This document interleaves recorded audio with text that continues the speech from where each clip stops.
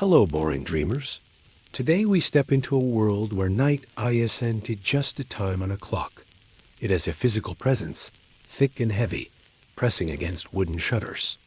You stand in a medieval village where the last glow of sunset is slipping away behind the tree line, and the familiar warmth of daylight drains from the sky like someone pulling the plug on the entire world. In the fading orange haze, you see the final movements of villagers sweeping doorsteps, tying animals, and rushing to finish chores before the dark becomes too thick to negotiate. You can almost smell the wood smoke on your clothes already. And let's be honest, you probably wouldn't survive this place for 24 hours, not because of monsters or plagues, but because you wouldn't last 5 minutes without your phone's flashlight. So before you get comfortable, take a moment to like the video and subscribe, but only if you genuinely enjoy what I do here. And tell me in the comments, where are you watching from? And what's your local time right now? Now, dim the lights, maybe turn on a fan for that soft background hum, and let's ease into tonight's journey together.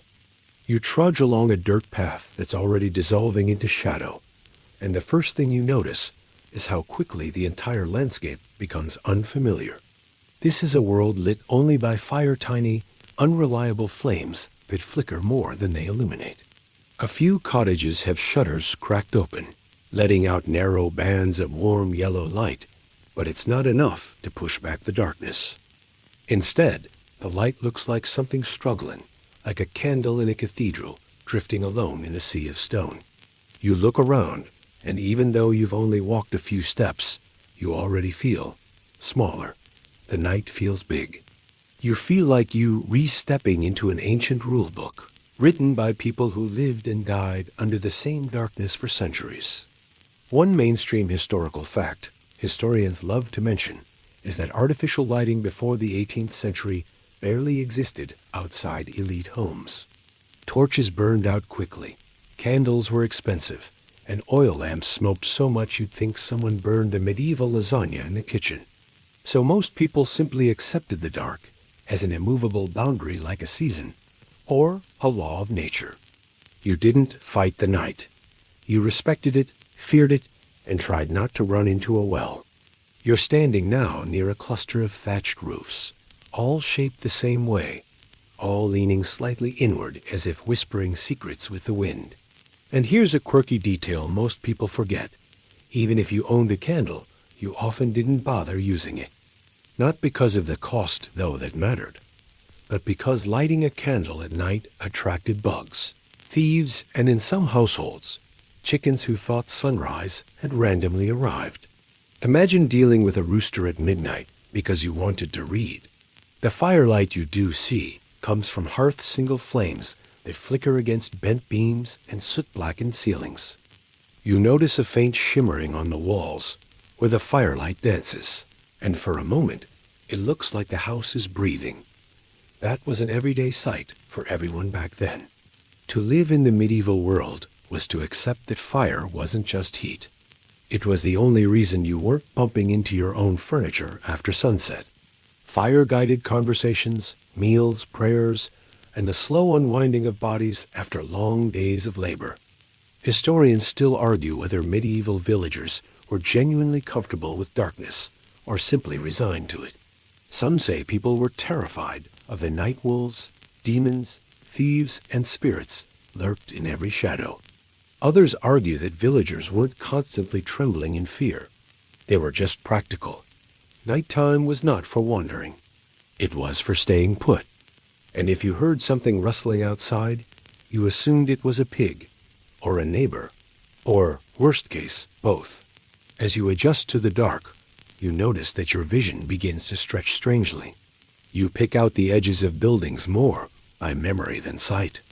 The air cools fast, carrying the scent of damp earth and chimney smoke. Somewhere, a dog barks. You can't see it, but the sound travels through the stillness like a pebble dropped into water. In the medieval night, sound filled the gaps where sight failed. People could often identify neighbors by their footsteps, recognize animals by how they rustled hay, and even distinguish weather shifts by listening to how wood beams creaked. That's the kind of superpower you develop when Netflix hasn't been invented yet. You feel dirt under your boots, uneven and soft. It's easy to forget that the ground itself becomes a hazard in a world without ambient lighting. Villagers knew every stone, every dip in the path, every twist of the lane. You fall into the first drainage ditch and require a rescue party armed with torches and mild judgment.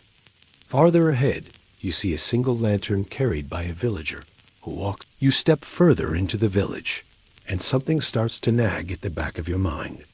It's subtle at first, like déjà vu, or like you've walked into a movie set that only had one budget-friendly design option. Every cottage looks the same. Every lane curves the same way. Every fence seems to have been built by the same slightly bored carpenter. And as you wander, you realize that medieval villages across Europe weren't just similar, they were astonishingly uniform for nearly 500 years. You could drop a villager from 1300 into a village from 1600, and the poor guy might not even notice the difference, unless you pointed out an extra pig or two. You trudge along the narrow dirt paths, and the buildings lean inward as if listening to your steps. Their timber frames bow under centuries of pressure, and the thatched roofs hover at nearly identical angles. It's like someone copy-pasted the same house blueprint dozens of times. And in a way, they did. Not with paper, but with memory, with habit, with tradition so ingrained that it became instinct. The mainstream historical fact here is simple. Medieval construction followed community norms passed down through generations. There were no architects out here, no official blueprints. Villagers rebuilt houses the way their fathers did, and their fathers before them. It wasn't to creativity. They weren't trying to express their identity through meaningful roofing choices. It was survival. And using tried and true methods meant fewer structural surprises, like discovering your entire roof collapses because you experimented with a funky slope angle. Your boots crunch across straw that spills from doorways, and you notice something else. These homes aren't just similar on the outside. Inside, too, the layouts are like echoes of one another's single rooms, serving as kitchen, bedroom, dining space, and sometimes barn. Owning a separate room in the medieval world, that was practically aristocratic. And for average villagers, a loft or corner loft space above the hearth was considered premium real estate, usually for kids, grain storage, or someone who snored loud enough to be exiled. But here comes the quirky tidbit that always makes people blink. Medieval villagers weren't obsessed with privacy.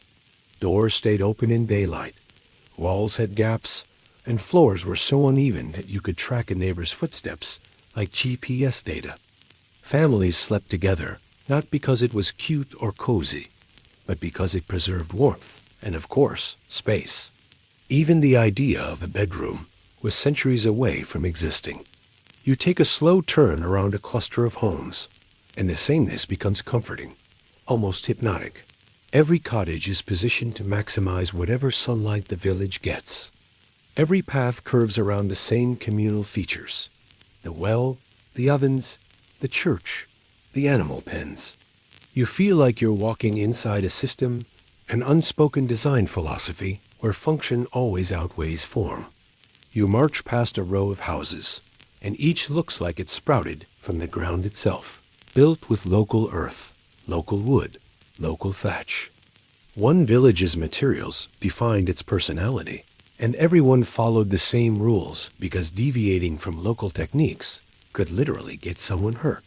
Historians still argue whether the uniformity came from necessity or collective mindset. Did people stick with generational designs because they didn't know alternatives?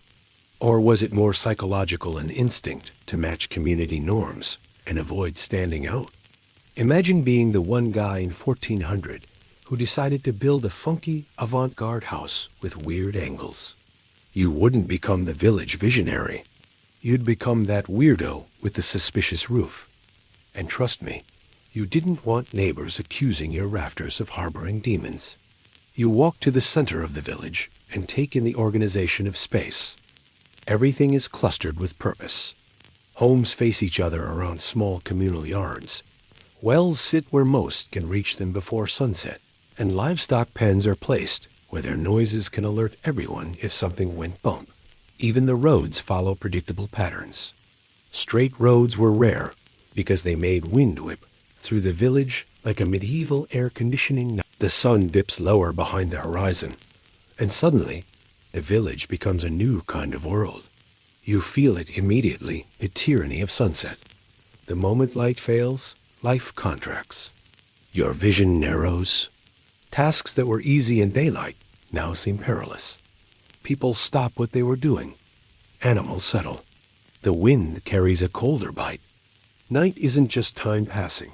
It's a physical, psychological force that reshapes the rhythm of life. In the medieval world, darkness wasn't neutral. It was a law. You can almost hear it whisper, "Stop. Everything slows here." You watch a farmer heading back from the fields, bundles of wheat under one arm. He doesn't rush. There's no point. The day's work is done. Any lingering chores wait for tomorrow or for someone else with a torch. The mainstream historical fact: medieval people scheduled their lives around natural light. There were no streetlights, no alarms, number 24-hour convenience stores. People rose with the sun and largely retired with its disappearance. Your modern habit of scrolling on your phone under a nightlight? Completely alien to them. And here's the quirky bit. Sunset wasn't just practical, it was culturally significant. Bells rang to mark the end of the day. Fires were lit, prayers offered. In some villages, leaving home after dark without a purpose could get you a rebuke from neighbors or worse. Some regions even had informal night watch laws, though enforcement was inconsistent. You can imagine the social tension. Everyone aware that the dark was both essential and threatening. Historians still argue whether the medieval obsession with light and dark was primarily spiritual, practical, or a little of both. Some scholars suggest villagers exaggerated the dangers of night to enforce morality. Others argue that real threats, wolves, thieves, or cold, were sufficient justification. Either way, darkness dictated behavior. It shaped schedules, interactions, and even how people thought. As you walk past houses, you notice how interiors transform when the sun sets. The fire becomes the focal point, casting dancing shadows on the walls. Smoke curls upward, filling the air with a pungent mix of wood, herbs, and cooking remnants. Everyone gathers close to the hearth for warmth, light, and companionship. The room is alive, but confined. Outside, blackness looms like a predator. You realize that this contraction of life, both physical and social, isn't fear alone. It's adaptation. Humans, here, live within the limits of their environment. The quirky tidbit continues. In some villages, nightfall brought shadow work, tasks that didn't need full daylight. Mending nets, preparing tools, or sorting grain could be done under dim firelight. Some villagers even played quiet games or exchanged gossip. Night was multi-purpose. It wasn't idle, it was just different. You stop at the edge of the village and glance out into the fields. You can barely see anything beyond the nearest hedgerow. Yet villagers would sometimes venture out with lanterns to check on livestock, patrol borders, or meet neighbors. A nighttime environment shaped bodies and habits. Eyes adjusted differently. Ears became more attuned, movements more deliberate. Your modern concept of night, an extension of the day, would have seemed reckless here. Sleep itself followed the tyranny of sunset. The first sleep came shortly after darkness fell, often interrupted by a middle-of-the-night wake period. Historians call it segmented sleep. You might wake for prayers, chores, or social visits, and return to bed for a second sleep. You can almost imagine yawning in this small, fire-lit room, feeling the world pause and stretch around you. And another curious detail, even clocks didn't immediately change this pattern. Before mechanical clocks became widespread, people tracked time with candles, water clocks, and the sun's fading arc. The tyranny of sunset overruled technology. Timekeeping was subordinate to light. You can think of medieval life as a world ruled by a cosmic dimmer switch one that couldn't be turned off. You wander past barns, stables, and fences, and you realize that the night also dictated security. Villagers avoided unnecessary movement because being outside in darkness, as the village slips fully into darkness, your body begins to obey rhythms it didn't even know it had. You feel it in the heaviness of your limbs, the pull of your eyelids, the slow quiet in your mind. This is segmented sleep, the pattern that dominated medieval nights. You lie down on a straw mattress or a simple bed of cloth and hay, and the first sleep washes over you. But unlike your modern, continuous 8-hour expectation, this sleep will last a few hours and gently, almost imperceptibly, loosen its grip. You wake, stir, and enter what villagers called the watching hours, the quiet span between first and second sleep. The mainstream historical fact is that segmented sleep, also called biphasic or two-phase sleep, was common throughout Europe until roughly the 17th or 18th century. People didn't see night as a single chunk of inactivity. The first sleep lasted roughly 3 to 4 hours. Then a wakeful period occurred for 1 to 2 hours, followed by a second sleep of similar length. During this interval, the night was active, but differently. Villagers read, prayed, tended animals, or sometimes even visited neighbors. For modern humans, the idea of waking at midnight and doing chores without feeling groggy sounds insane. But back then, it was natural. You sit on the edge of your bed, running a hand over rough blankets, and hear the quiet hum of the village. Someone is murmuring a prayer. A dog scratches at the floorboards. Smoke from the hearth curls up through a hole in the roof, carrying warmth and faint scent of charred herbs. And in this lull between sleeps, life doesn't stop, it shifts its intensity. It's gentle, low stakes, yet alive. Here as a quirky tidbit, some villagers use this middle-of-the-night time for what we might now consider hobbies. They might quietly mend fishing nets, carve wood, or, in wealthier households, play small instruments. The idea of night for creativity wasn't invented by the Romantics. It was practical. The world outside was dark and dangerous, but inside, the mind was awake. Historians still argue whether these nocturnal practices were mostly productive or more reflective, a mix of introspection, social connection, and preparation for the next day. You notice something subtle, the way time feels longer at night. In the absence of artificial light, the human brain expands perceived intervals. 1 hour of candlelight can feel like 2. One stretch of silence can feel endless. Villagers capitalized on this, using the first sleep wakefulness for prayer, meditation, or even planning household affairs. Some religious communities deliberately scheduled nocturnal vigils during this window, calling it a sacred time. You can picture a monk silently walking along stone corridors, candle in hand, eyes adjusted to the dim, reciting psalms while the rest of the village slumbers. And here is another quirky note. The wakeful interval between first and second sleep wasn't always solemn.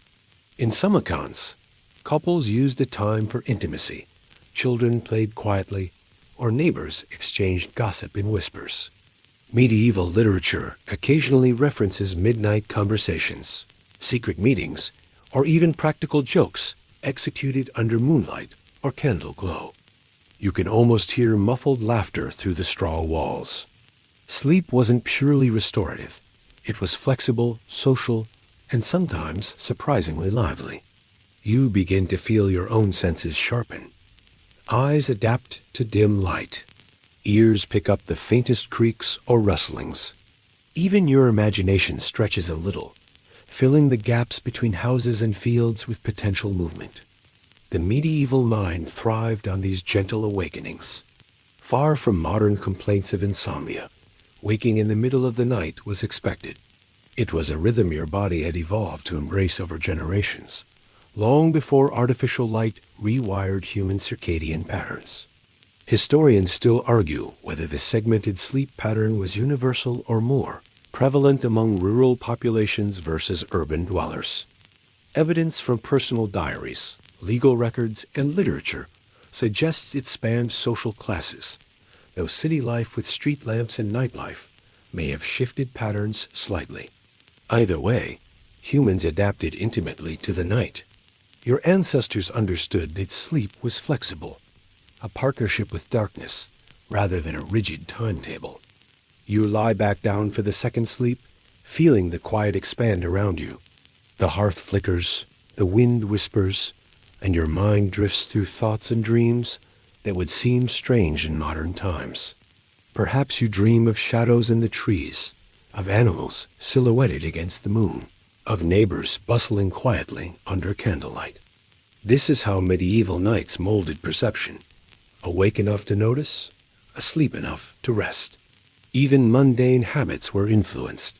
Men and women might perform small household tasks, tend to the fire, or check animals quietly so as not to wake others. You can imagine the soft rustle of hay being shoveled, the murmur of prayers, the gentle creak of floorboards under careful feet. Segmented sleep was not a disruption. It was harmony with a world that didn't have electricity, alarm clocks, or bedtime apps. And yes, here's a small, almost humorous observation. Some households had pets that also adhered to the rhythm. Chickens occasionally caused ruckus, dogs padded silently, cats prowled, all fitting into the natural orchestration of first sleep, wakeful interval, and second sleep. It was a nocturnal ecosystem.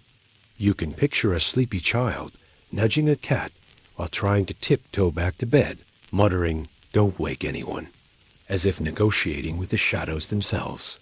By the time you sink fully into the second sleep, you understand something fundamental. The medieval night was not a passive period. It was a living, breathing stretch of hours that structured the mind, body, and society. You've walked its streets, inhaled its darkness, and participated briefly in a pattern that shaped human life for centuries. And as your eyelids finally close, you know that this segmented sleep, this intimate dance with night, is central to understanding why villages remained consistent, why patterns persisted, and why darkness itself was a force to respect.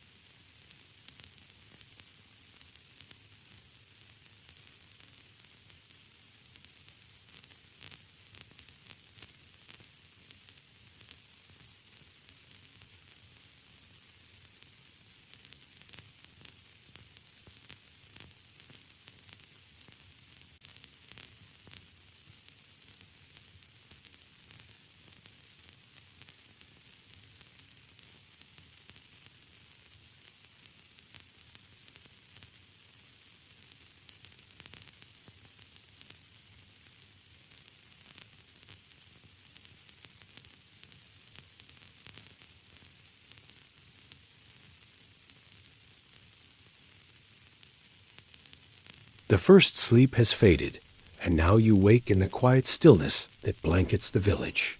The world feels suspended between two realities, the comfort of your bed and the alive, whispering night beyond the walls. This is the liminal space between first and second sleep, the mysterious midnight window where villagers moved in a slow, measured way through their private and social lives. You stretch your arms, feel the straw beneath your fingers, and notice how your senses seem sharper, more attuned, as if the darkness itself is tuning them for action. Historically, this interval between sleeps was well documented by diaries, letters, and monastic records. People would often rise for prayer, tending fires, or checking on animals. The curious part is that they also used this time for social purposes, quiet visits, gossip, secret conversations, and sometimes even illicit meetings. This wasn't rebellion. It was integration into the rhythm of life. The night wasn't a pause.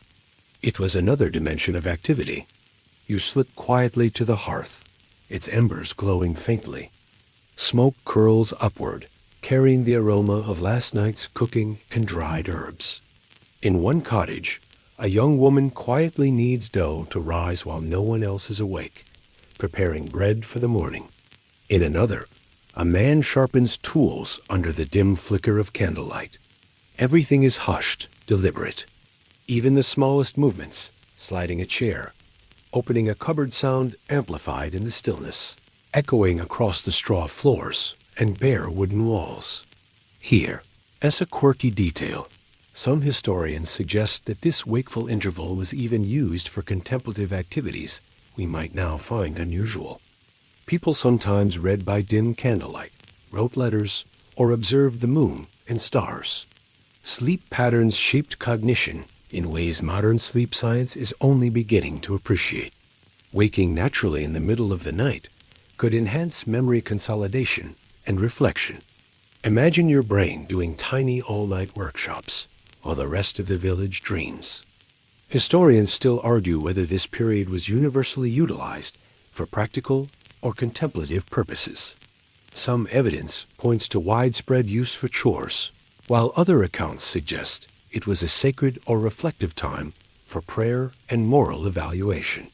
The truth may lie somewhere in between, a mix of necessity, spirituality, and quiet exploration.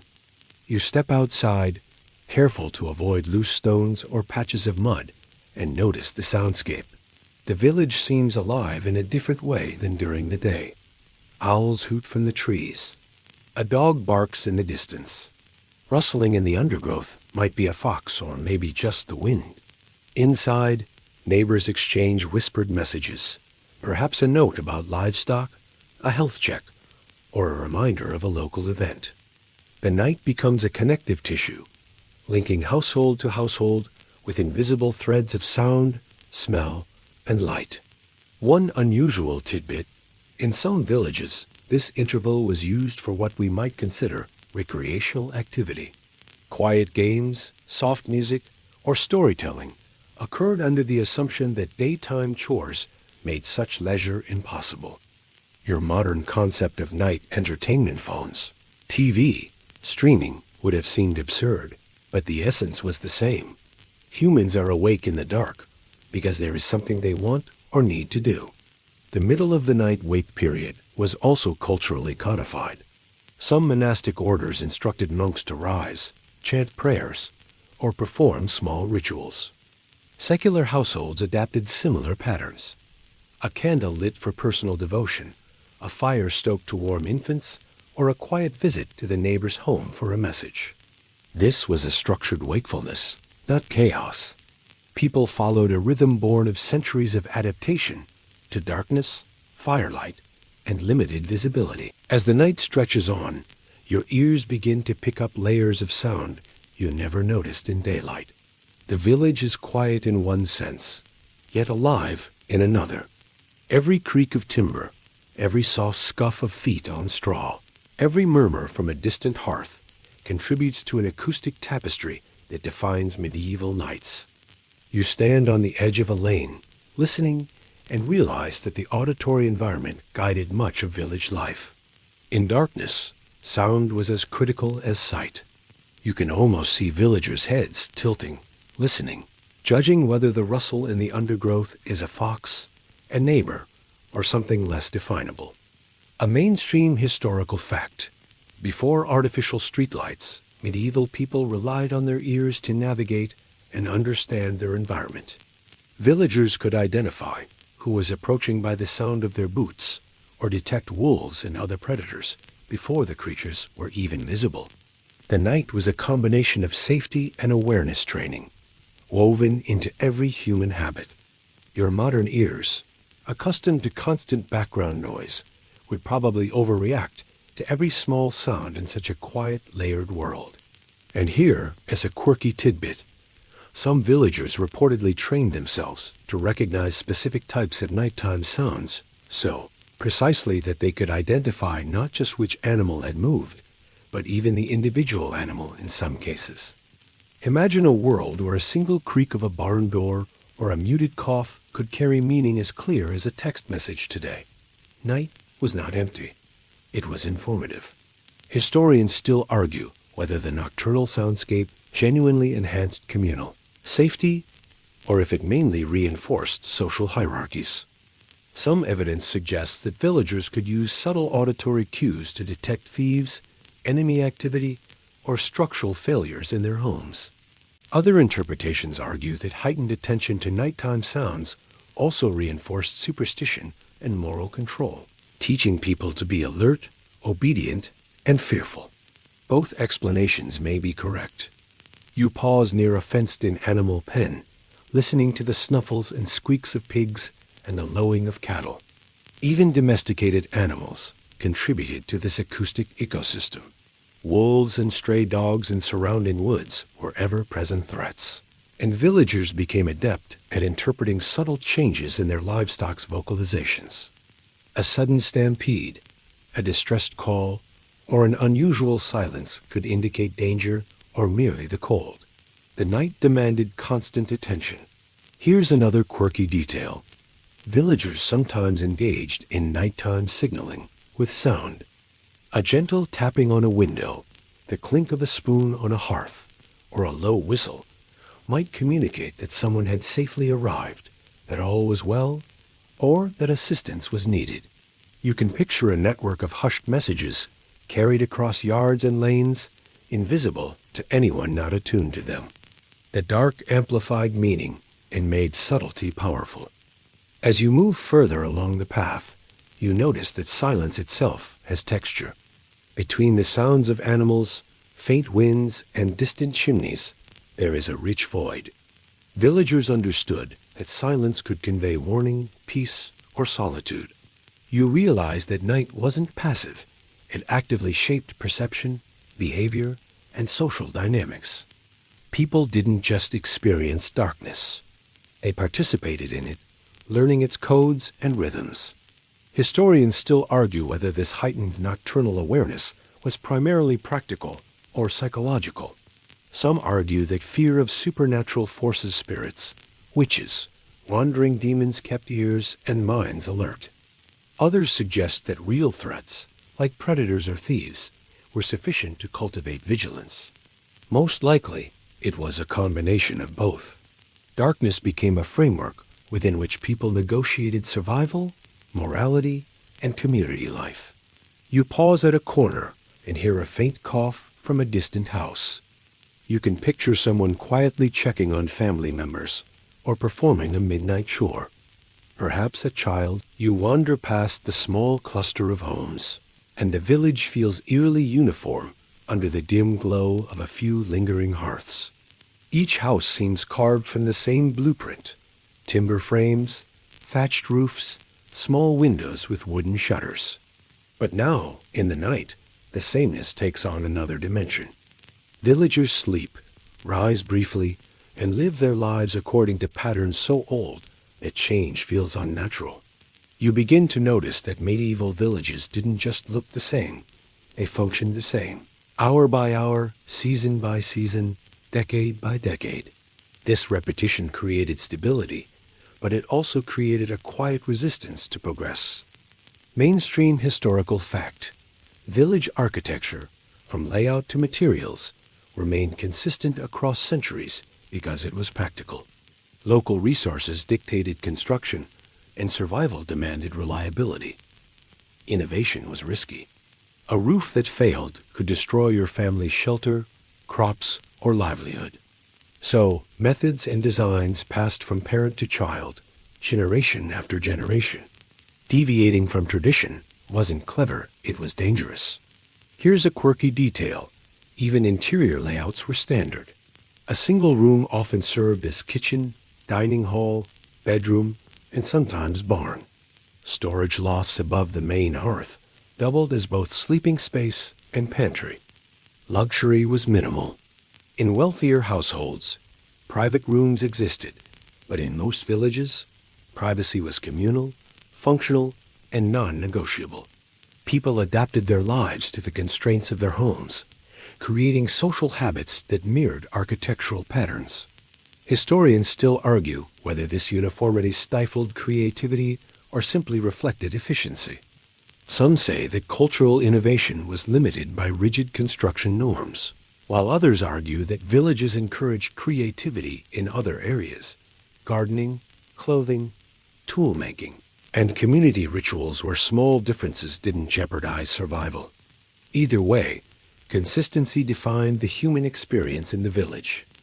You continue walking along the lane and notice the pattern of streets and paths. Lanes curve around central communal spaces: the well, the church, animal pens. Roads aren't straight because straight roads channel wind and cold. Curves trap warmth, slow strangers, and provide subtle protection. Villagers learned these layouts over generations, embedding survival strategies into everyday geography. You feel that this repetition wasn't just aesthetic, it was life-saving. Another quirky note: even communal spaces were standard. Churches were centrally located, ovens often placed near multiple households, and animal pens aligned to maximize visibility and safety.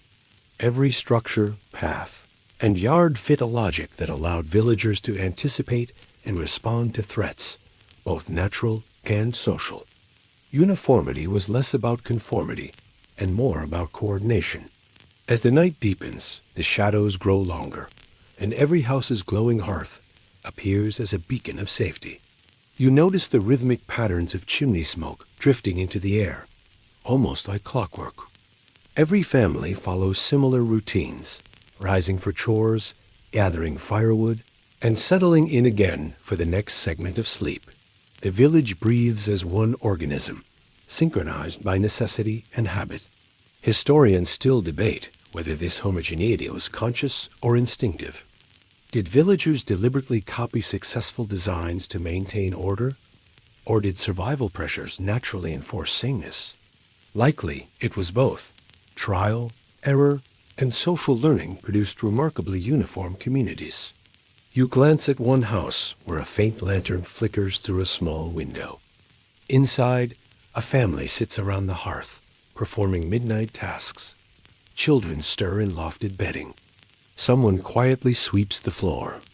These nightly activities repeat across homes, across villages, across centuries.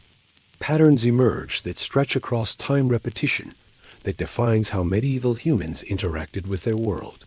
Here is a small humorous observation.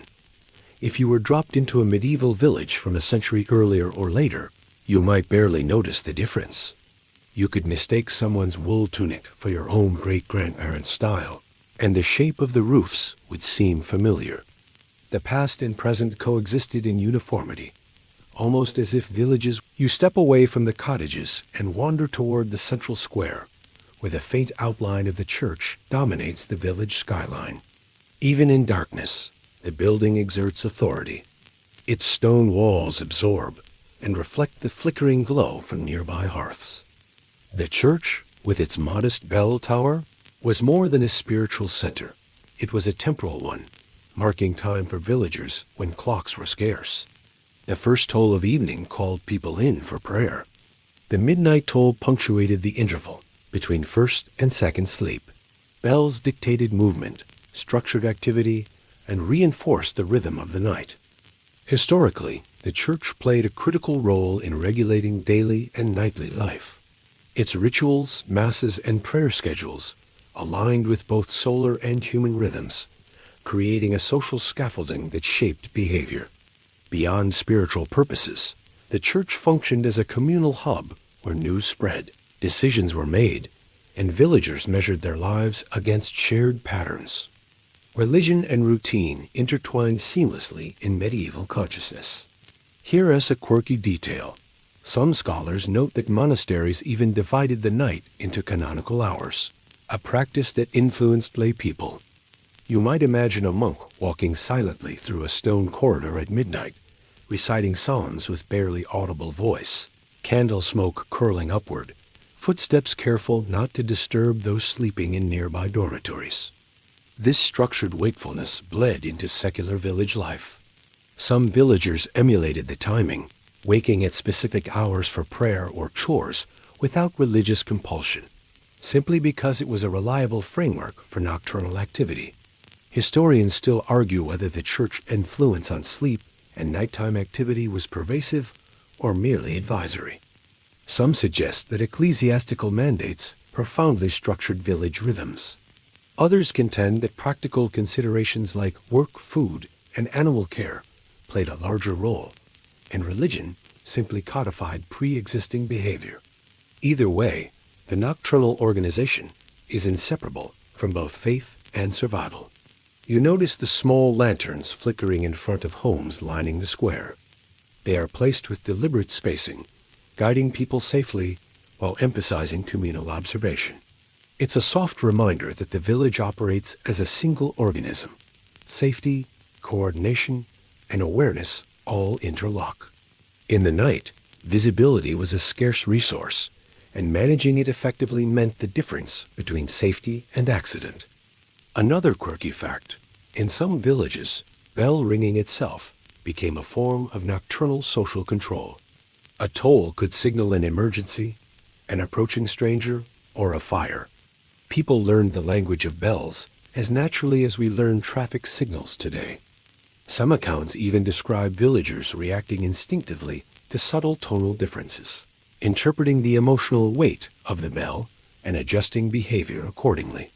Night was alive with coded sound signals. You wander closer to a corner of the square and notice a faint, rhythmic noise. Someone is quietly tending livestock in the pen. The animals respond predictably, moving in measured patterns. Villagers' nighttime routines were deeply intertwined with the needs of animals, whose sleep cycles were slightly different, but still largely synchronized with human activity. Tending to animals wasn't optional. It was survival. Horses, sheep, and pigs required attention even in the dark, and those awake during the first sleep interval often performed these essential tasks. Historians still argue whether nocturnal labor was a continuation of daily work or a distinct cultural practice. Some suggest that night labor served practical purposes only. Others point to subtle rituals embedded in tasks, like blessing animals or reciting protective prayers while tending fires and livestock. The duality of function and ritual makes medieval nightlife richly layered. You notice the faint glow of the moon on rooftops, reflecting off the thatched angles, casting ghostly patterns along the lanes. This is when the village comes alive in a different sense. Perception stretches, the mind heightens, and small actions take on a deliberate weight. Nocturnal life isn't haphazard. It's choreographed, subtle, and adaptive. People navigate, observe, and interact with intention. Even the quietest moments carry meaning. The night deepens, and you find yourself walking along the village's perimeter, where shadows blend seamlessly with the surrounding forest. Beyond the cottages, the fields, and the occasional flickering lantern, the darkness becomes absolute. Here, the edges of human habitation meet the wild, and the line between safety and danger sharpens. You can almost feel the weight of the forest pressing against the village, a constant reminder that life in the medieval period was balanced on a knife edge of survival. The night was a boundary, not just a time. A mainstream historical fact: villages were typically designed to minimize vulnerability at night. Houses clustered together, roads curved for visibility, and fences or ditches provided early warning of predators or human intruders. Village planning reflected an acute understanding of risk in darkness. Safety wasn't an afterthought. It was an architectural principle embedded in every layout decision. You can imagine that stepping beyond the village without a torch or companion was not reckless. It was unthinkable. Here's a quirky tidbit. In some communities, night watch duties rotated among households. Each family took responsibility for patrolling streets, checking livestock, and observing strange noises in the dark. Children, too, learned to stay alert. Some accounts suggest that even young teenagers were occasionally included in these shifts, quietly reinforcing communal survival instincts. Night was both a personal and social responsibility. Historians still argue whether the strictness of Nocturnal vigilance was born of practical necessity or cultural reinforcement. Wolves, thieves, and wandering strangers were real threats. Yet the specter of supernatural forces, witches, spirits, or demons likely amplified vigilance. Villagers' cautious behavior, you realize, was a hybrid of rational defense and culturally embedded superstition. You walk past a hedgerow, noting faint animal tracks in the mud, evidence of nocturnal life unseen during the day. The forest beyond is alive, rustling softly with creatures that remain hidden, yet known. The medieval villager developed an intimate understanding of these subtle patterns. Which sounds indicated a fox, which a wandering boar, which a nocturnal bird calling its territory. You might chuckle at the mental skill required to interpret these whispers of the night. It's like reading a natural Morse code. Another curious detail, the night was also a time for secretive or unsanctioned activities. Lovers met under the cover of darkness, small bargains were struck, and disputes occasionally found resolution away from prying eyes.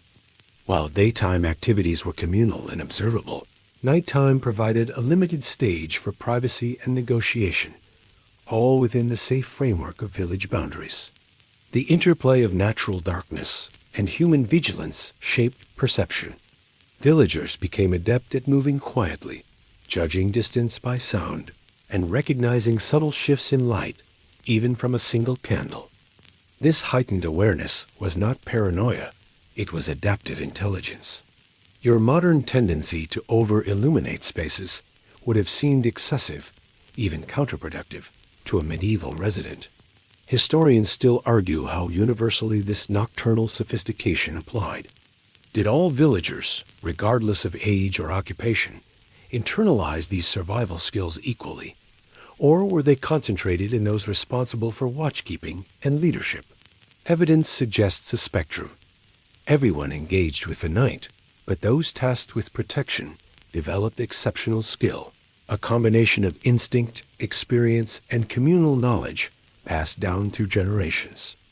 You pause at the edge of a field, listening to the faint rustle of wind and trees. You realize that darkness doesn't just obscure, it organizes. The night establishes hierarchy, routine, and vigilance. It teaches subtlety, patience, and attentiveness. Every action, from stoking a dying hearth to checking livestock, carries weight because the environment demands it. You sense why villages, despite seeming static, were alive in motion, adapting seamlessly to cycles of light and dark.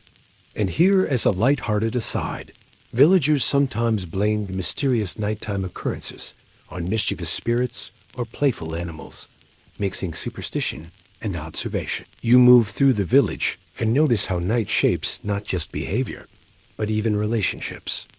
In daylight, villagers interact openly, performing chores, trading goods, and sharing gossip. But in darkness, interactions become quieter, subtler, and more intentional. A whispered conversation, a faint knock on a door, or a discreet glance across the street conveys meaning that daytime activity often overwhelms. Night was social, but in a more nuanced, intimate way a space where actions mattered as much as words. A mainstream historical fact: medieval people structured their social lives around circadian rhythms. The segmented sleep pattern created a natural window for personal or family interaction in the middle of the night. This wakeful period encouraged reflection, subtle communication, and quiet cooperation. Some anthropologists suggest that these night interactions strengthened social bonds because they required trust, attention, and discretion in a way that busy daytime life did not. Here's a quirky tidbit. In some villages, courtship and flirtation often occurred during the night wakefulness. Young couples might exchange whispered messages or meet in semi-private spaces. The interval between sleeps, once viewed as practical, doubled as a socially sanctioned quiet hour for intimacy, storytelling, and relationship building. Unlike modern dating rituals, these nocturnal interactions were embedded in necessity and habit, a natural extension of life's rhythms. Historians still argue whether nocturnal socializing was primarily practical or recreational. Some evidence indicates that night interactions served household logistics, while other sources suggest playful, cultural, or even romantic purposes. Most likely, both coexisted. Life in the night required multifunctional adaptation work, bonding, creativity, and subtle rebellion blended seamlessly. You pause near a small, glowing window and observe a family engaged in conversation. The father quietly instructs his eldest child on preparing the firewood, while the mother stitches a piece of clothing. Soft laughter punctuates the work. The night allows moments like this to unfold slowly, free from the pressure of daylight deadlines. It's intimate, deliberate, and almost meditative. You can sense how these small routines strengthen familial and communal bonds. Another curious detail: storytelling was common during this time. Legends, local history, and moral tales circulated as adults and children shared the quiet hours. These stories reinforced cultural memory, passing down lessons about morality, survival, and communal norms. Even the timing of stories mattered. Night, with its extended wakeful period, provided a space where tales could resonate more deeply and imagination could flourish. The environment itself reinforces these interactions. Flickering firelight casts dynamic shadows on walls, creating a semi-private theater for movement, gestures, and attention. People learn to interpret subtle cues, body language, tone, proximity. Silence carries meaning. A nod or a soft laugh conveys as much information as words might during the day. The medieval night teaches patience, observation, and communication in nuanced ways modern humans rarely practice. Historians still argue how widespread these practices were across Europe. Some evidence points to heavy urbanization, diminishing segmented sleep and nocturnal socialization, while rural areas retained these practices well into the early modern period. Regardless, the middle of the night interval demonstrates the adaptive ingenuity of human societies responding to darkness and social necessity. You walk past a pen of sleeping animals and imagine villagers coordinating who will tend them, quietly negotiating tasks. Perhaps a neighbor steps outside to deliver a message about the harvest. Even minor acts of cooperation occur with heightened awareness. Nightlife isn't absent. It's differently activated, structured by observation, sound, and careful timing. And a humorous aside, imagine a child sneaking a small treat while the household sleeps, whispering, "Don't tell anyone," to the cat, convinced it's an accomplice. Medieval nights were full of these little dramas, where minor rebellion, play, and responsibility intertwined naturally. Night was serious, practical, yet not devoid of levity. By the time you move back to your resting place, you notice a profound symmetry in the village. Sleep, work, observation, and social connection are all interwoven. Darkness shapes relationships as much as architecture, sounds, or light. The medieval night is a stage where survival, sociality, and subtle pleasures coalesce into a living rhythm, teaching you the deep value of attention, patience, and presence. You linger near the village edge, watching the faint glimmer of hearth fires from the distant cottages. It strikes you how darkness reshapes not only perception, but also imagination. Shadows stretch unnaturally, shapes of fences and trees bend in the moonlight, and every movement is amplified by uncertainty. The night isn't merely passive, it shapes cognition. People in the Middle Ages were not afraid of the dark per se, but they respected its ability to reveal and conceal simultaneously. They learned to navigate ambiguity, a skill that shaped social, practical, and even spiritual life. A mainstream historical fact: medieval humans were biologically adapted to low light conditions. Rod cells in the retina allowed them to see better in dim environments than most modern humans accustomed to artificial lighting. Their night vision, combined with routine familiarity, enabled villagers to operate effectively after dusk. They didn't panic in the dark. They observed, interpreted, and acted. The night was a structured domain, not a chaotic void. Here's a quirky tidbit. Some nocturnal folk remedies relied on darkness. For example, herbalists sometimes gathered dew from specific plants during the midnight interval, believing that medicinal potency peaked in these quiet hours.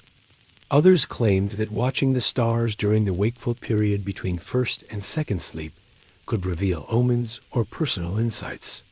Night was simultaneously practical, mystical, and experimental. Historians still argue whether the mystical interpretations of nocturnal life reflected widespread belief or were limited to specific regions and social classes. Some evidence suggests that rural peasants engaged in these practices frequently, while urban residents treated them as quaint traditions. In either case, darkness encouraged both empirical observation and imaginative speculation. You notice the rhythm of nocturnal work continues. A villager quietly mends a net near the riverbank. Another tends a small fire, heating water for the family. Even simple actions gathering firewood, cleaning tools, repairing clothing require patience and attention amplified by the night. The slow cadence of activity mirrors the mental state fostered by segmented sleep, focused, reflective, and deliberately paced. Another curious detail. In some villages, night walks were a form of informal surveillance. Households would check one another's livestock, fences, and dwellings. These inspections weren't merely protective, they reinforced social cohesion, trust, and mutual responsibility. Night was simultaneously solitary and collective. You might imagine a quiet exchange of nods or whispers, a subtle acknowledgement of shared vigilance, without disturbing the household or breaching privacy. The environment itself teaches adaptation. Moonlight, torchlight, and hearths are all calibrated to human needs. Too much fire could attract predators or thieves. Too little made work and movement perilous. The night demanded precision, judgment, and awareness. Medieval people thrived not by ignoring the dark, but by partnering with it, respecting its rules, and observing its patterns. Historians still debate whether such nocturnal adaptations influenced cognitive and social development. Did routine night observation improve attention, memory, or spatial reasoning? Some suggest that generations of segmented sleep and low-light activity honed skills modern humans rarely cultivate. Others caution against overgeneralizing from fragmentary records. Either way, the evidence points to a sophisticated interaction with darkness that shaped life for centuries. You hear the faint sound of water from a stream nearby, rhythmic and steady. Perhaps a villager washes a utensil or fills a container for the morning. Each subtle noise is part of the nocturnal rhythm. The village functions like a quiet orchestra, each participant contributing to a larger pattern. Shadows, light, sound, and human activity merge into a cohesive nocturnal experience. And here is a light-hearted aside. You might imagine a mischievous goat causing a minor uproar in a pen, prompting whispered reprimands and soft laughter. Medieval nights were structured and purposeful, yet full of small human moments that modern reconstructions often overlook. Play, curiosity, and minor chaos coexisted with vigilance, work, and reflection. By the time you prepare to return to your bed of straw, you realize the night is a teacher, shaping perception, cognition, and social behavior. It's not a void. It's an active, organizing force that instills awareness, patience, and a heightened connection to both community and environment. You drift toward the outskirts of the village again, passing small vegetable gardens and fenced-in yards, and notice how the night shapes the landscape itself. Shadows from fences, hedges, and trees stretch across the uneven ground, creating subtle patterns that the villagers have learned to navigate instinctively. Every step requires careful attention. Every sound carries potential meaning. Night isn't just a temporal division, it's a spatial one. It defines movement, awareness, and action in a way daylight never could. A mainstream historical fact. Before street lighting or modern lamps, villagers relied heavily on moonlight, candlelight, and hearth glow to guide movement and work. Observations suggest that people naturally coordinated tasks around the availability of light, completing chores near windows, fires, or lanterns during the first sleep-wake interval. Darkness dictated the rhythm of labor as much as it did rest. Here's a quirky tidbit. Some villagers carried small, scented bundles of herbs while walking at night, both for modest illumination and protection against insects or, according to superstition, against malevolent spirits. Imagine carrying a tiny bundle of lavender or rosemary like a medieval flashlight with moral and practical benefits. Darkness was not feared outright, but it was respected and cautiously navigated. Historians still argue whether these practices were universal or localized. Some suggest that rural villages retained intimate knowledge of nocturnal navigation longer than urban centers, where artificial light and denser populations gradually diminished reliance on low-light skills. Others argue that the principles persisted as cultural memory, influencing behavior long after practical necessity waned. As you step through the shadows, you notice faint footprints in the soil and mud. The paths themselves are subtly worn, showing where repeated human and animal traffic occurs. These trails are more than mere shortcuts. They are guides through the darkness, maps embedded in the earth itself. Villagers learn to interpret texture, slope, and sound underfoot, honing an almost unconscious ability to move safely at night. Another curious detail: some communities developed informal nocturnal landmarks. A particular fence post, the shape of a tree, or a unique pile of stones might signal direction, location, or warning. These markers were tactile and visual, enhancing safety in the absence of light. You might smile at the thought of someone navigating by memorized street furniture rather than signs or lamps. You pause at the edge of the central garden and notice a soft glow from the corner of a nearby house. Someone is quietly tending a fire, preparing water, or checking on a child. Small domestic acts, amplified by darkness, take on a ritual quality. Every movement is deliberate, measured, and meaningful. Night shapes not only labor but intention, teaching villagers patience, subtlety, and situational awareness. Historians still debate whether this heightened environmental awareness contributed to broader cognitive advantages in medieval populations. Some propose that low-light navigation, attention to auditory cues, and strategic movement enhanced memory, spatial reasoning, and planning.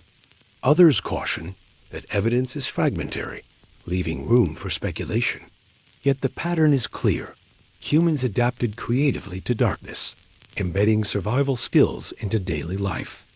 The wind rustles the leaves and carries the scent of damp earth, herbs, and smoke. Every sensory input is amplified at night, instructing villagers in ways that daylight might obscure.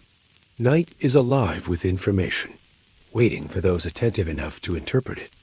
People move with careful observation, interacting with environment and community in a deliberate dance that persists silently across centuries. And a humorous aside, you can imagine someone tripping over a low fence, whispering a frustrated curse, only to be met by a neighbor's barely audible chuckle in the darkness. Even mistakes are woven into the rhythm of the night, contributing to learning, memory, and subtle social interaction. By the time you return toward the village center, you notice that every hedge, path, and post has a purpose. The medieval night isn't empty. It's structured, alive, and educative.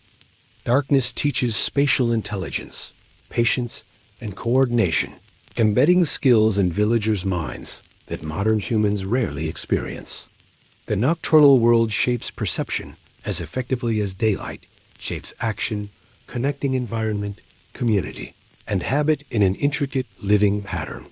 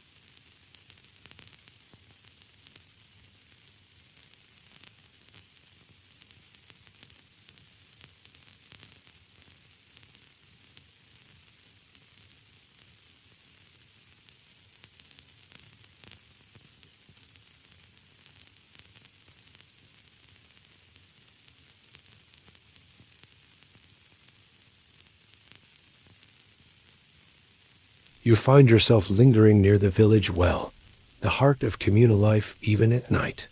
The circular stone structure gleams faintly under moonlight, its surface cold and damp to the touch. Even the act of drawing water becomes a ritualized performance in darkness. Villagers move slowly, listening for subtle cues. The soft gurgle of the rope in the bucket, the faint creak of the wooden pulley, and the echoing drip of water into the trough below.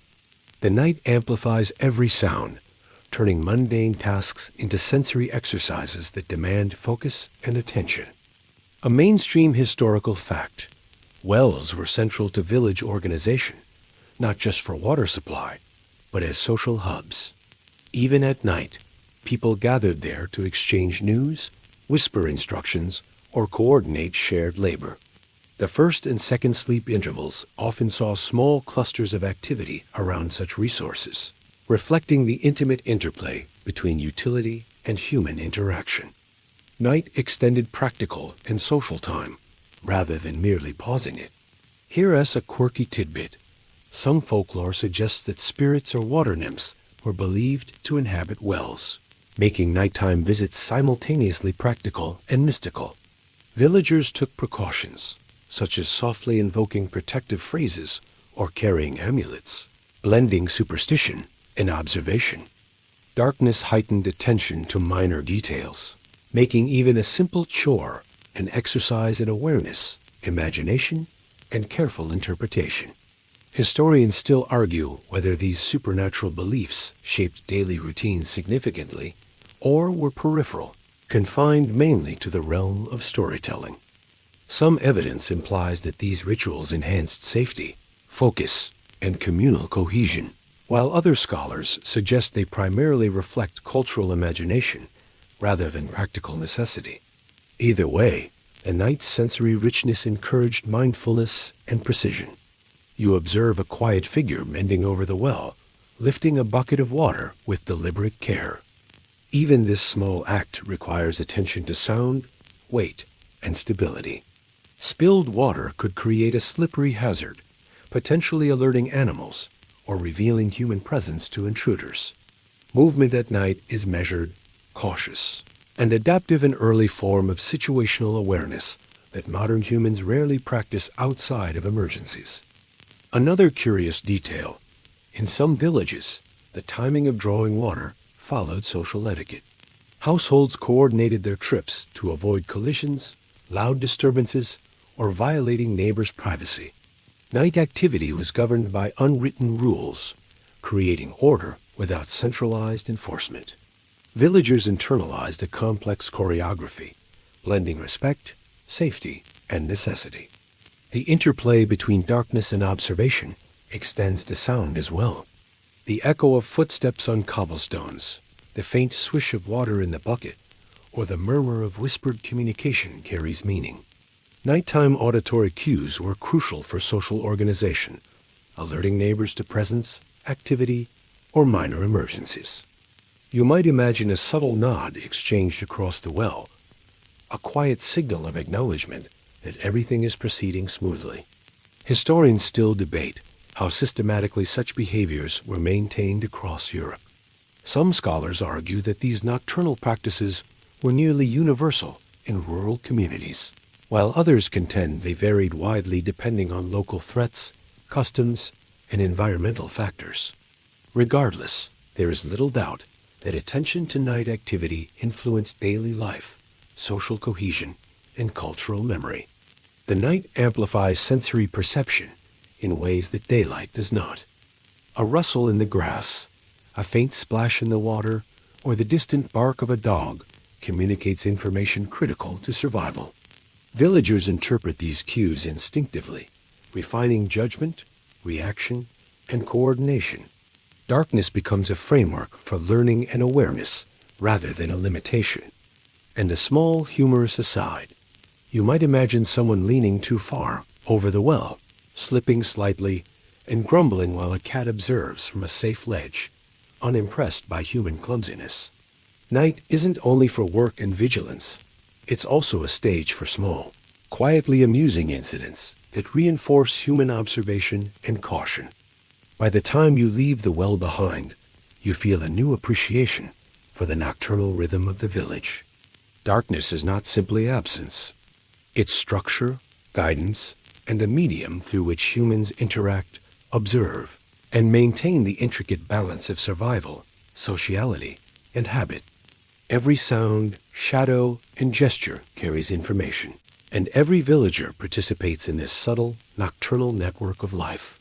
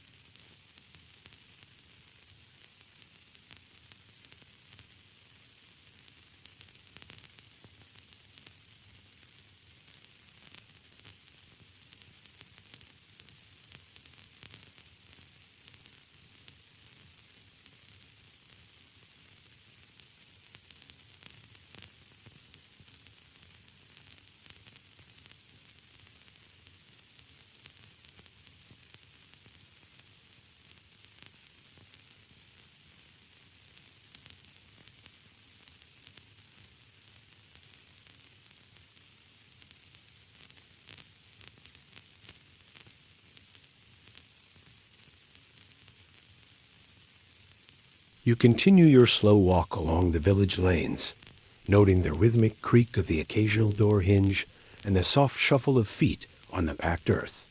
The night seems alive, a silent observer of every movement. Even the simplest gestures, lighting a candle, shifting a sleeping child, or stirring a pot take on amplified significance. Villagers understand the subtle dance of action and reaction that darkness demands, and every act is performed with deliberate attention. A mainstream historical fact: segmented sleep influenced the timing of household tasks, crafts, and social interactions. After the first sleep, individuals often used the wakeful period for quiet work that required focus and minimal light. Knitting, weaving, mending clothes, or sharpening tools were common nocturnal activities, allowing labor to extend naturally into hours otherwise dedicated to rest. This pattern maximized productivity while respecting human circadian rhythms. Here's a quirky tidbit. In some regions, people used the quiet night hours for creative expression. Storytelling, poetry, and music flourished during this interlude, not just for entertainment, but as a mental and cultural exercise.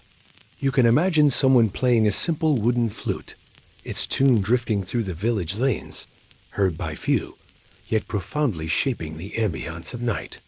Music and narrative gave structure, emotional relief, and a sense of connection during the darkness. Historians still argue whether the wakeful period primarily served practical or leisure purposes. Some suggest nocturnal creativity was incidental, emerging naturally from unavoidable wakefulness. Others propose it was a culturally cultivated tradition, deliberately taking advantage of the quiet hours. Likely, both interpretations reflect complementary aspects of medieval nocturnal life. You approach a small outbuilding and see someone carefully checking stored food supplies. Night labor required heightened attention because mistakes could carry significant consequences. A spilled grain sack, an unnoticed leak, or a careless flame could affect not only the individual, but the entire household. Darkness demands precision, patience, and mindfulness, teaching skills rarely required in modern illuminated life. Another curious detail: Some households maintain small nocturnal rituals, such as blessing the fire before stoking it or whispering a short prayer before handling sharp tools. These acts were simultaneously practical, protective, and symbolic, blending superstition, habit, and caution.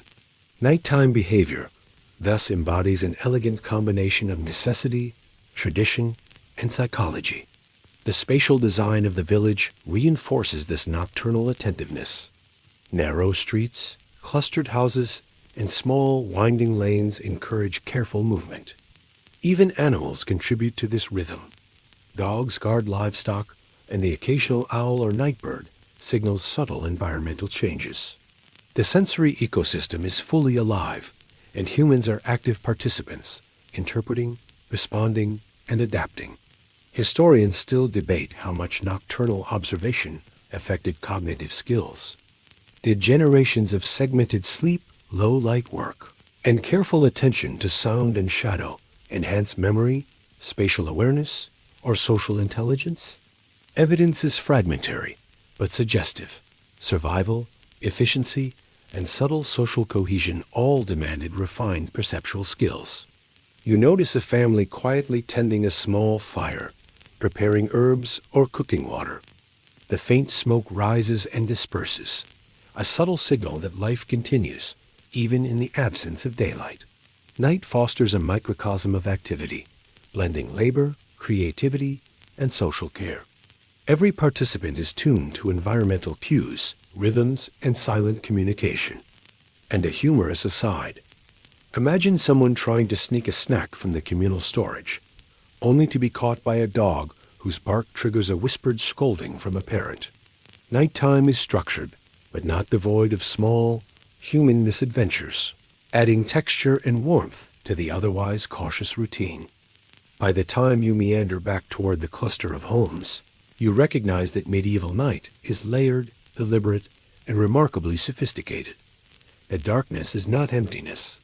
It is rhythm, guidance, and opportunity. Work, observation, sociality, and subtle pleasure are intertwined, creating a dynamic nocturnal culture that reflects both necessity and imagination.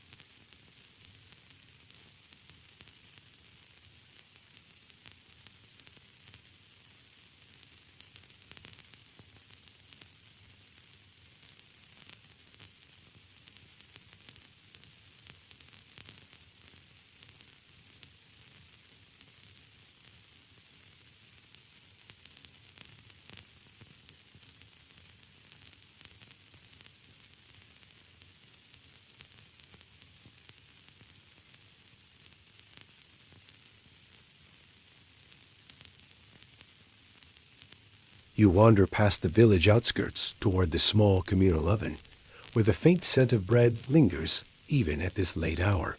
The night air is crisp, carrying both smoke and earthiness, and every movement seems to echo softly.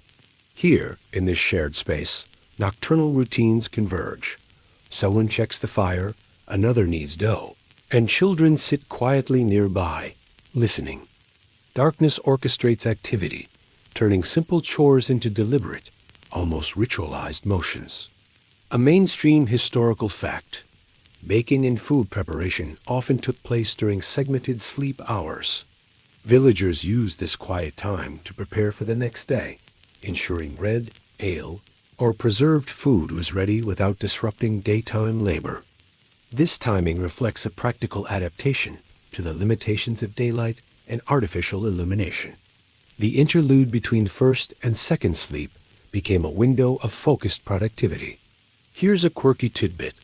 In some regions, families believed that the dough would rise better if handled during the night.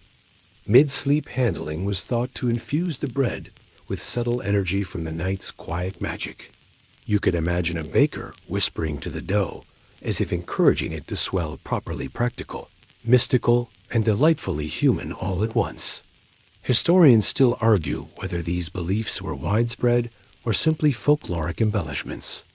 Some suggest they influenced behavior subtly, reinforcing nocturnal routines, while others consider them charming anecdotes reflecting imagination more than reality.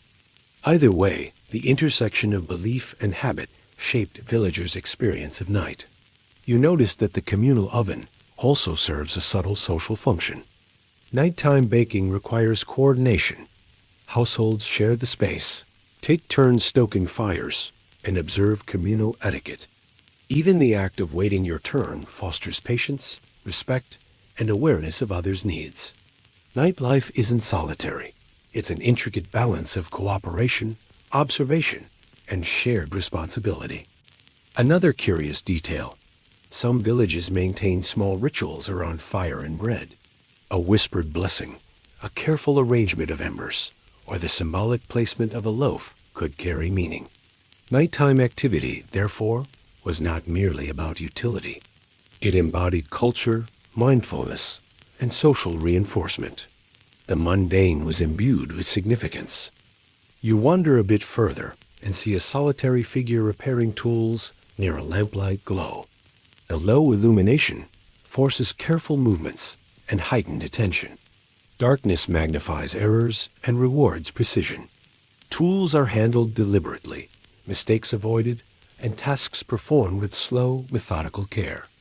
Night teaches patience, vigilance, and respect for consequence in a way that sunlight rarely does. Historians still debate how much this nocturnal attentiveness influenced broader cognitive and social development. Some evidence suggests that sustained low-light activity, attention to sound and shadow, and careful coordination cultivated skills that modern humans rarely practice. You stroll past the village blacksmith's hut, the clinking of a distant hammer faint but perceptible, echoing through the still night. Even without seeing it, you can imagine the rhythm of strikes, the heat of the forge, and the occasional hiss of steam as metal cools. Night extends labor in subtle ways, allowing work that requires focus, skill, and minimal distraction. Darkness sharpens attention. Every movement must be deliberate. A mainstream historical fact: blacksmiths and other artisans often scheduled work to coincide with the wakeful period between first and second sleep. This time provided uninterrupted focus, quieter surroundings, and minimal interference from the bustle of daytime activity. Villagers used this nocturnal interlude strategically, maintaining productivity while respecting both circadian rhythm and environmental constraints. Here is a quirky tidbit.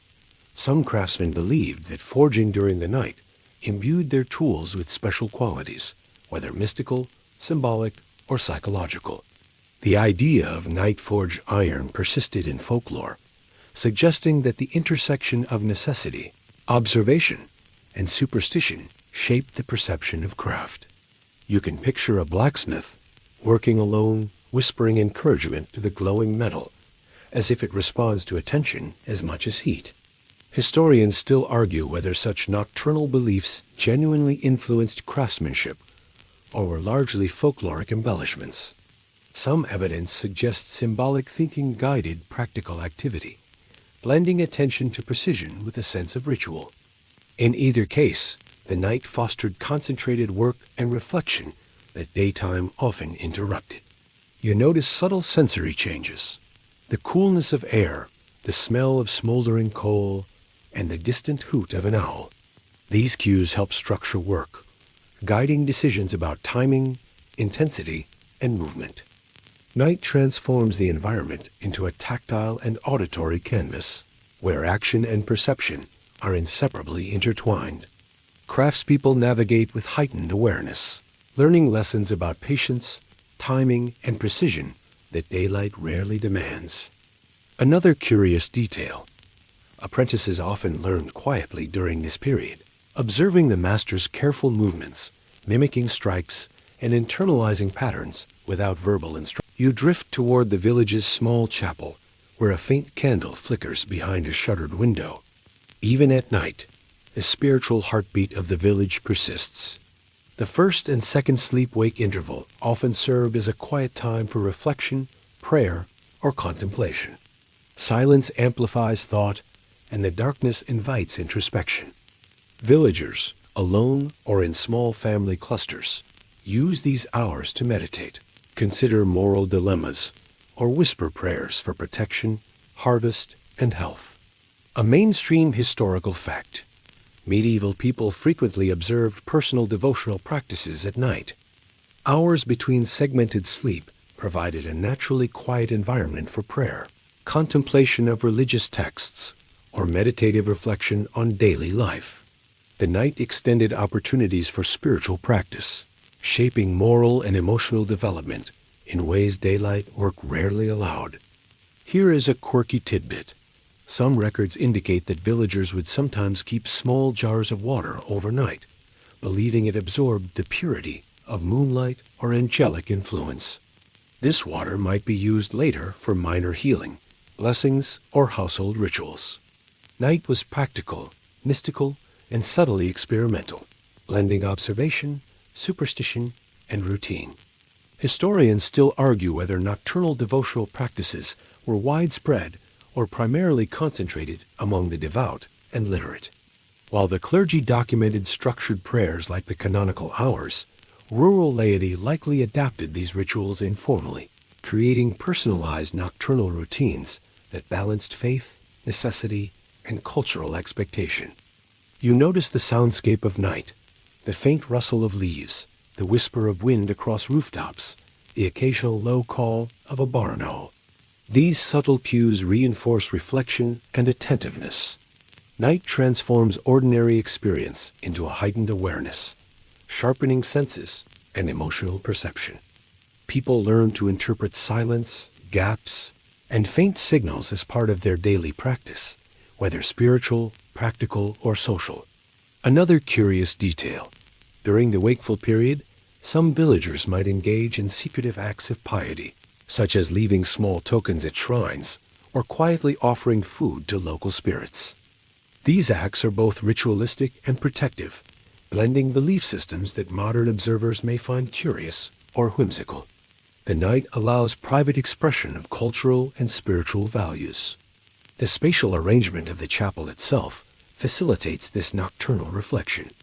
Thick walls, small windows, and strategically placed candlelight create an intimate environment where thought and observation can flourish. Darkness, far from hindering activity, creates a controlled sensory environment conducive to introspection. Historians still debate the influence of these nocturnal spiritual practices on broader social cohesion. Did regular night prayer or reflection contribute to communal moral frameworks, reinforce authority, or enhance interpersonal empathy? Evidence is suggestive, but not definitive, leaving space for interpretation and conjecture. You imagine a villager sitting quietly on a bench, whispering a prayer while listening to the soft creak of the wooden floorboards, feeling the comforting rhythm of the night. The surrounding stillness amplifies the internal dialogue, fostering patience, awareness, and subtle mindfulness. And a humorous aside, perhaps someone dozes mid-prayer, mumbling the final lines and startling themselves awake, reminding us that even nocturnal devotion. You wander past the outskirts of the chapel into the open fields beyond the village, where moonlight spills over gently rolling hills. The air is cool, carrying the scent of grass, damp soil, and faint smoke from distant hearths. Here, the night feels expansive, unbounded by walls or fences, yet every sound and movement is amplified. The wind rustling through tall grass, a distant owl, or the soft bark of a dog becomes meaningful, teaching acute awareness of environment and time. A mainstream historical fact: medieval peasants were deeply attuned to natural rhythms. Their work, rest, and social life followed daylight, darkness, and seasonal cycles. The wakeful period between first and second sleep allowed them to perform outdoor tasks that required concentration or careful timing, repairing fences, tending small livestock, or observing weather patterns critical to survival. Night enhanced their sensory perception and timing, turning tasks into delicate exercises of skill and attention. Here's a quirky tidbit. Some villagers walked barefoot during these nocturnal excursions, believing that direct contact with the earth improved balance, alertness, or even health. While this seems eccentric to modern eyes, it reflects a sophisticated interaction with environment, where human perception, ritual, and habit converge. Night encouraged experimentation, adaptation, and heightened bodily awareness. Historians still argue whether these nocturnal practices significantly improved survival or cognitive abilities. Some evidence suggests that regular movement in low-light conditions honed observation, spatial reasoning, and risk assessment. Others caution that such benefits are speculative, emphasizing the broader cultural and practical context rather than quantifiable cognitive gains. You notice small animal activity, rabbits hopping quietly through brush, the occasional cat stalking a mouse, or a fox's distant rustle. Villagers interpret these subtle signals as part of their daily rhythm, learning patterns of behavior, timing, and environmental interaction. Darkness becomes a teacher, providing lessons in observation, patience, and adaptability. Another curious detail: in some regions, night was used to mark astronomical observations. Simple, informal stargazing allowed villagers to track seasonal changes, plan planting schedules, or anticipate weather. This knowledge, embedded in routine night activity, reflects a sophisticated, experiential understanding of natural cycles. Night merged practical necessity with scientific curiosity in ways that daylight labor could not accommodate. As you wander further, the village feels like a living organism, with human activity, animal presence, and natural cues forming a synchronized nocturnal rhythm. Conversations, chores, and quiet rituals echo across fields and alleys, reinforcing communal awareness. Night serves as both boundary and connector, structuring behavior while linking people to their environment. Historians still debate whether segmented sleep patterns themselves shaped culture. Did extended wakefulness encourage creativity, introspection, or social cohesion? Evidence is suggestive, but limited, leaving room for interpretation. Yet the presence of structured activity, observation, and reflection suggests that night shaped human experience in subtle, profound ways. And a light-hearted aside, you might imagine a villager mistaking the rustle of grass for a wild animal, only to discover a startled chicken had escaped its pen. Night contains small surprises that teach caution, awareness, and a sense of humor, lessons embedded in the rhythm of life. By the time you return toward the village perimeter, you notice that darkness doesn't confine. It extends perception, connection, and awareness. Night is a canvas for sensory engagement, practical skill, and social coordination, a domain where humans evolved subtle acuity, creativity, and resilience. The medieval night is an ecosystem, alive with information, rhythm, and opportunity.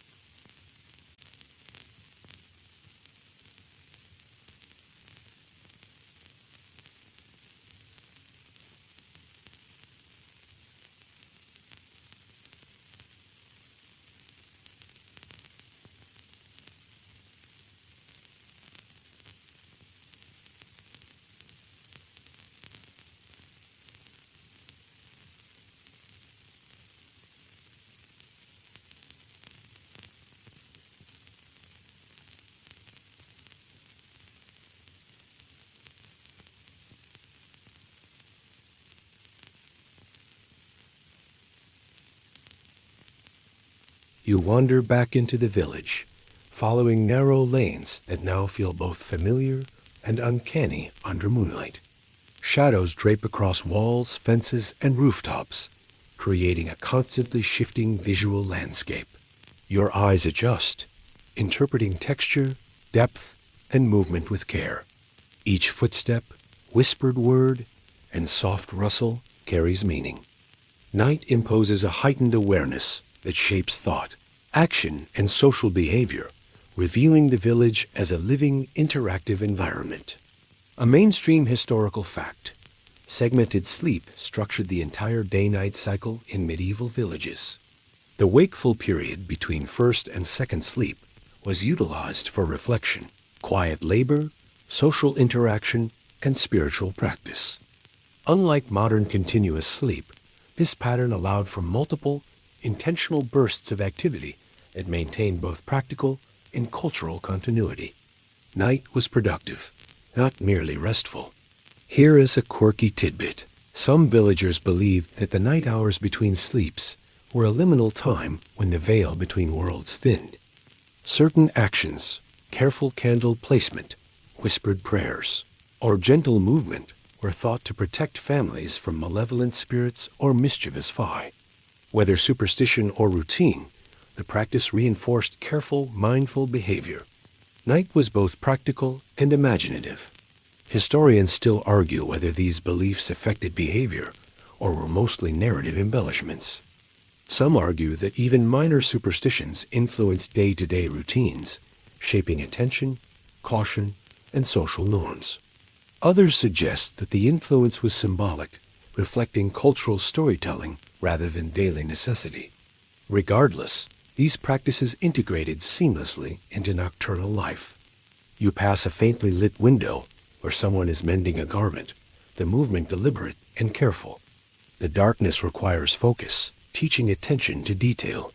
Every flicker of candlelight illuminates tasks in a controlled, gentle way. Shadows provide both challenge and context, forcing precision, awareness, and patience. Night, in this sense, is a teacher and a regulator.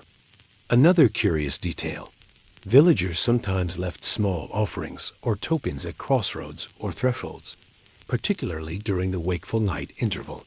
These gestures may seem quaint now, but they reinforced social cohesion, morality, and shared belief systems.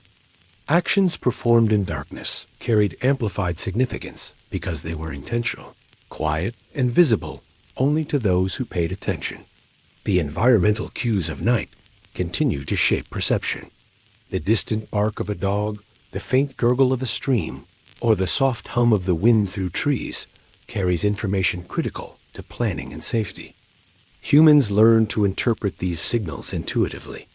Night is sensory education, a continual feedback loop of observation, reaction, and subtle social coordination.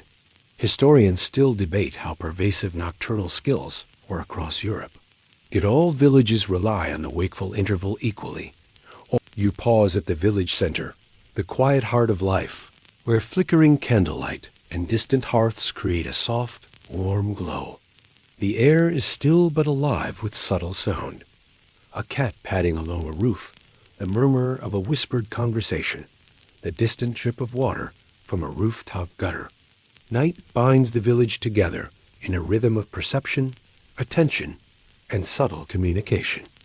Every shadow, sound, and movement carries information, shaping thought, behavior, and social cohesion. A mainstream historical fact: medieval villages retained remarkably consistent layouts for centuries, in part because daily life, labor, and social norms were structured around natural light, darkness, and the segmented sleep cycle. Street placement, house construction, and resource allocation all reflect adaptation to environmental cues and practical limitations. Night, combined with this human rhythm, stabilized the community's form over generations. Here's a quirky tidbit.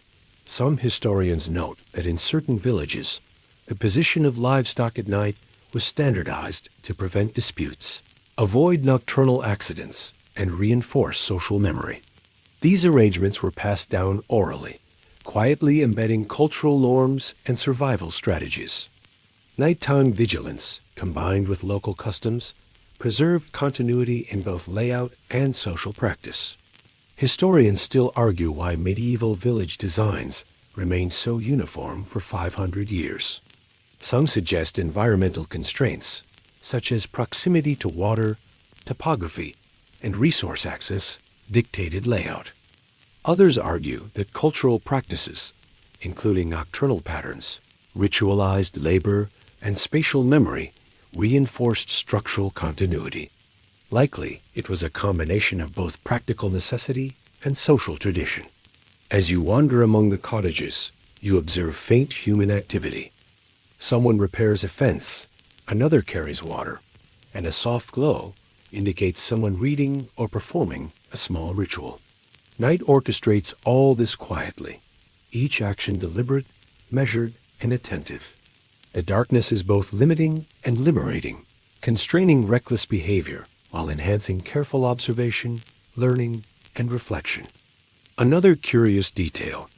In some villages, communal nighttime storytelling occurred in private spaces between first and second sleep.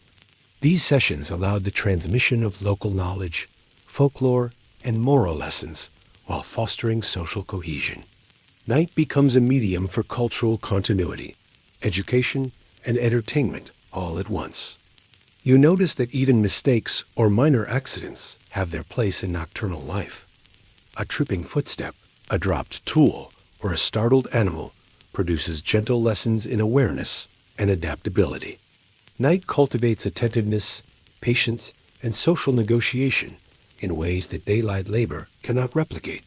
Each misstep, corrected quietly, reinforces skills and communal expectations. Historians still debate how deeply nocturnal practices influenced cognition, culture, and social memory.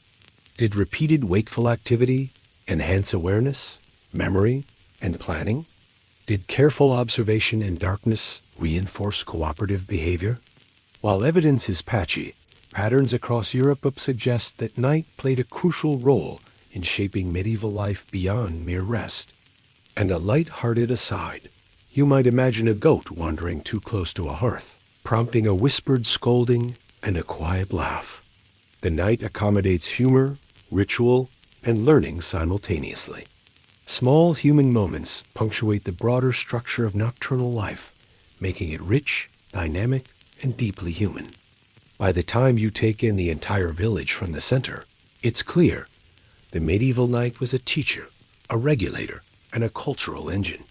Segmented sleep, careful attention, quiet labor, and ritualized behavior created a resilient, observant, and cohesive community.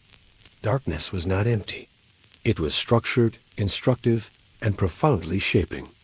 The village's uniformity, its enduring rhythms, and its subtle harmony across centuries can be traced directly to the night, the hidden scaffold of human life that we have largely forgotten.